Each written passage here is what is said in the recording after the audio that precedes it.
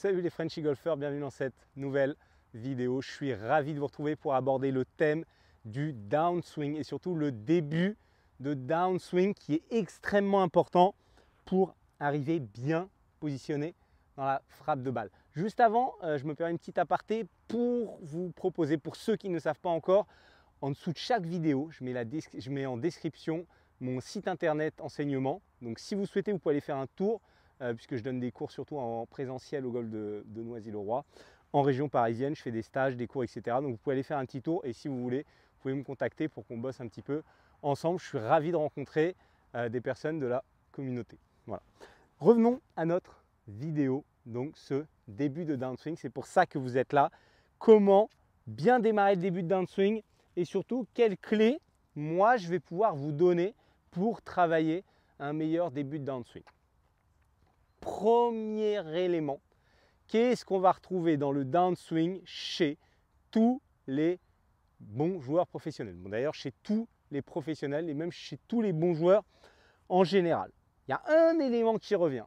Tout le monde a des swings différents, mais il y a un élément qui revient toujours, qu'on soit fader, drawer ou qu'on joue en balle droite. Cet élément, je vais vous montrer ce que c'est. C'est qu'ici, quand les bons joueurs redescendent, ils ont le coude positionné derrière le coude droit, pour les droitiers, positionné derrière le coude gauche ici. Donc, si je prends une petite baguette ici, ça signifie que mon coude droit, il est derrière, pas devant. D'accord? Ici, et pas ici comme ça. Ça, c'est ce qui revient chez tous les très bons joueurs. En partant de ce constat-là, comment est-ce qu'on va pouvoir arriver à cette position? Simplement, puisque notre objectif, c'est quand même de faire comme les bons joueurs. S'ils sont bons joueurs, c'est qu'ils sont meilleurs. Si on fait comme eux, on a quand même une chance de progresser.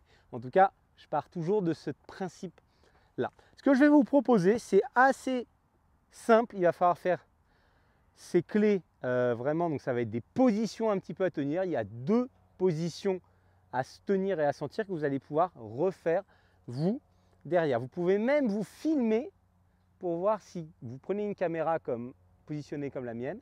Vous vous filmez quand vous faites juste les positions clés et vous regardez si ça correspond.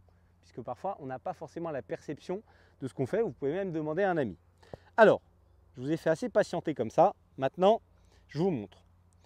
Vous montez le club ici, d'accord, tout en haut du backswing. Et donc là, c'est le début de descente. Vers phase 1, phase 2.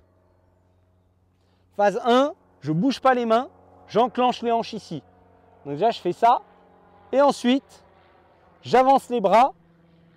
Je laisse mon bas du corps continuer à tourner ici. Et je laisse mon bas du corps continuer à tourner avec ici ce coude qui vient vraiment en dessous et se coller. Je refais avec vous. Je viens ici, là, là. On va faire plus doucement. Ici, ici. Et vous vérifiez que votre club, quand il est parallèle au sol, donc on s'arrête quand le club est parallèle au sol, il est orienté comme vos pieds. Normalement, il vient à peu près juste au-dessus. Donc vous allez vite voir s'il est orienté comme vos pieds. S'il est positionné comme ça, non. Ça, c'est un club qui va revenir de l'intérieur. Pourquoi pas si on est un joueur de draw? Mais il faut plutôt que ce soit léger, en tout cas, quand on va faire l'exercice. Ou ici. Ici. Ah bah là, non, c'est pareil. Là, on vient un petit peu par-dessus. Donc vraiment, cherchez ici. Vous bloquez les mains. Vous démarrez avec le bas du corps. Ensuite, vous envoyez tout d'un bloc en recollant ici. Vous faites ça au practice tranquillement.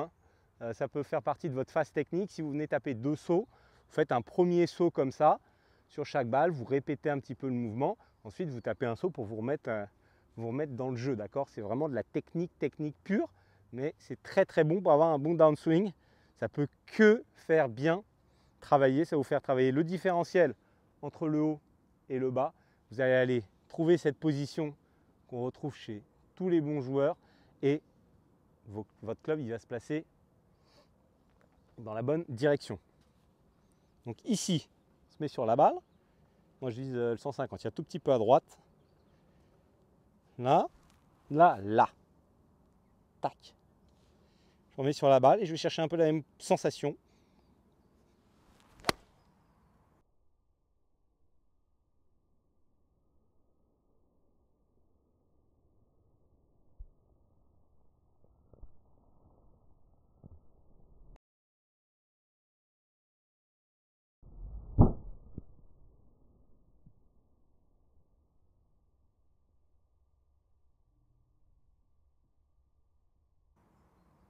Tac.